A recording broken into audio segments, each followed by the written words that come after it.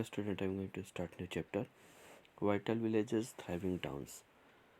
बड़े बड़े गांव जो वाइटल शब्द में विलेजेस हैं, और thriving towns, that towns, flourished, जो विकसित हो रहे हैं, जो सुव्यवस्थित हैं, उसके बारे में स्टडी करेंगे. Prabhakar at the blacksmith shop. Prabhakar जो है वो एक लोहार की दुकान में है. Prabhakar sat watching the smiths at the local shop. Prabhakar local shop में बैठकर स्मिथ्स के काम को वॉच कर रहा है.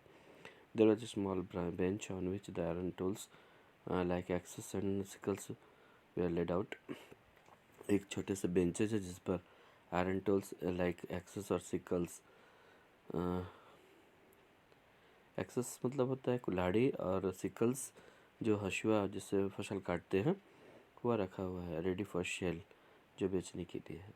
A bright fire was burning. तीव्र आग जो है वहाँ पर जलाई गई है. And two men were hitting and beating metal rods. दो लोग जो हैं हिटिंग बीटिंग का काम कर रहे हैं. एक उसको गर्म कर रहा है, दूसरा उसको बीट कर रहा है मेटल रोड्स को नए शेप में डालने के लिए. It was very hot and noisy. और यह हॉट और नॉइजी है क्योंकि जो शॉप एरिया है गर्म भी है और उसको आवाज़ भी हो रही है. And yet it was fascinating to watch. उसको देखना बड़ा ही मंत्रमुग्ध होता है. दैट वॉज हैपनिंग, जो कुछ भी हो रहा था प्रभाकर के लिए. आयरन टूल्स एंड एग्रीकल्चर की बात करें तो we often take the use of iron for granted today. Things made of iron और steel are a part of our daily lives.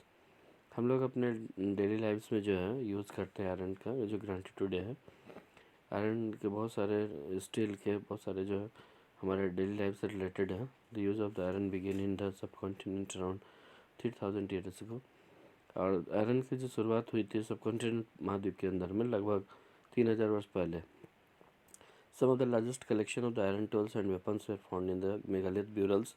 उसके कुछ जो कलेक्शंस हैं आयरन टूल्स के और वेपन्स के, वो मेगालिथ ब्यूरल्स में पाए गए. And about which you read in chapter 5, जिसमें आपने पढ़ा. Around 2500 years ago there is evidence. लगभग 2500 वर्ष पहले, near about around 2500 years ago, एक इस तरह का प्रमाण मिला, एविडेंस मिला for the growing use of the iron tools. This include axes for the clearing forest, जिसमें कुल्हाड़ी का प्रयोग क्लियरिंग फॉरेस्ट के लिए है. एंड आयरन प्लाउशेयर है, लोहे की बनी हुई जो खेती करने के लिए हल बोलते हैं, ploughshare. As we had seen, जैसा कि हमने देखा, ploughshare was useful for increasing agriculture production. और ये प्लाउशेयर जो होते हैं जो डेयरी बहुत ही यूज़फुल है इंक्रीजिंग एग्रीकल्चर प्रोडक्शन के लिए. Other steps to increase production irrigation. और भी अदर स्टेप्स हैं इरीगेशन प्रोडक्शन को इंक्रीज़ करने के लिए, सिंचाई व्यवस्था को या फिर फसल को उत्पादन करने के लिए. The kings and kingdoms you have been reading about could not have existed without the support of the flourishing villages. राजा और साम्राज्य की अगर हम बात करें तो यू हैव बिन रीडिंग, आप पढ़ोगे about could not have existed, इसके भी नहीं रह सकते क्योंकि गांव से ही इनका सपोर्ट मिला. While new tools and new system of transplantation, जो न्यू टूल्स है, सिस्टम ऑफ ट्रांसप्लांटेशन है, इंक्रीज प्रोडक्शन है. Irrigation was also used. Irrigation work that were built during this time. Irrigation का काम जो था इस समय बहुत तेज़ी से हुआ, जिसमें कैनल्स, वेल्स, टैंक्स और आर्टिफिशियल लेक्स जुड़े हुए हैं.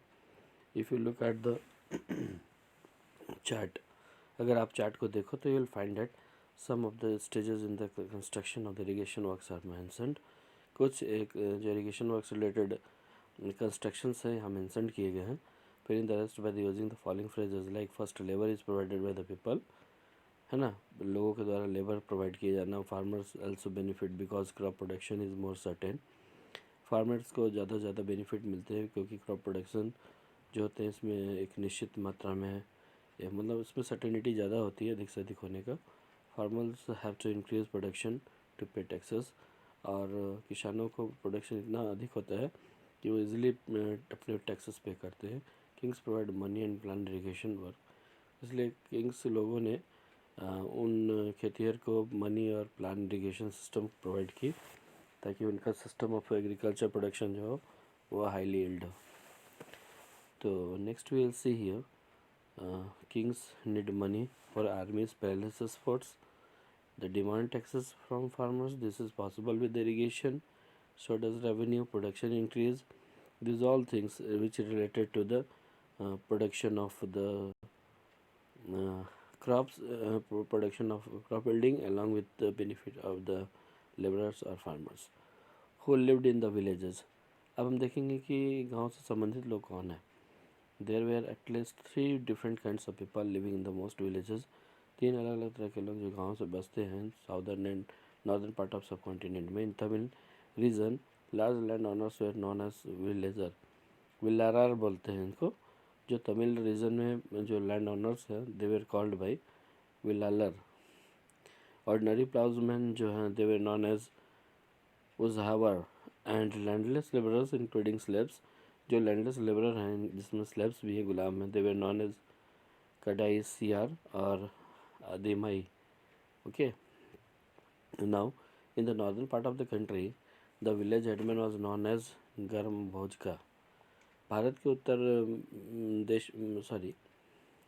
देश के उत्तरी भाग में जो है जहाँ गांव में के हेडमैन को ग्राम भोजका के नाम से जाना जाता है. Usually main from the same family held the position for generations.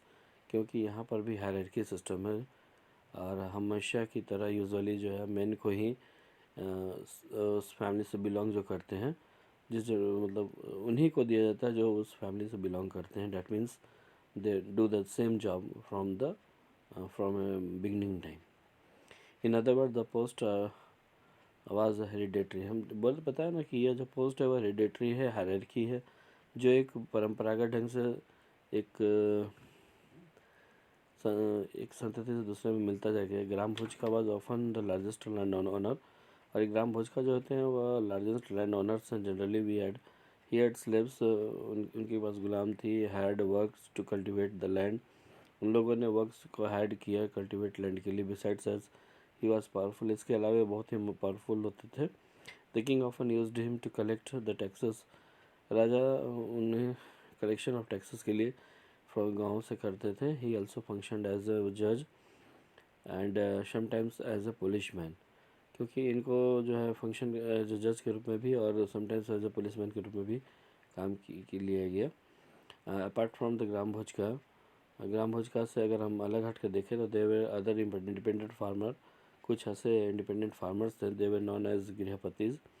Most of whom were the smaller land owners. ये गृहपति जो होते थे उनके पास स्मॉलर लैंड ओनर्स होते थे. And then there were men and women such as the Dasa Karmakara who did not own land, जिनके पास अपना भूमि नहीं होता. and had to earn a living working on the fields owned by others. दूसरे के खेतों से वो अपना रोजी रोटी अर्न करते हैं. in most villages there were also some crafts persons. गाँव में कुछ ऐसे क्राफ्ट पर्सनस हैं जैसे blacksmith, potter, carpenter, weaver. Okay. earliest Tamil compositions are some of the earliest work in Tamil known as the Sangam literature were composed around 2300 years ago. The texts were called Sangam because they were composed supposed to have been composed. क्योंकि उसको आपस में संयोग किया गया है, जोड़ा गया है. And compiled in assemblies. उनका जो है एक तरह से कंपाइलेशन किया गया एक असेंबली रूप में जोड़ करके सभा. That is Sangam of the poets and were held in the city of the Madurai. See in the map and the Tamil terms mentioned above are the found in Sangam literature. Now next time we will discuss on the finding out about cities, stories, travelers, sculptures and archaeology. Thank you.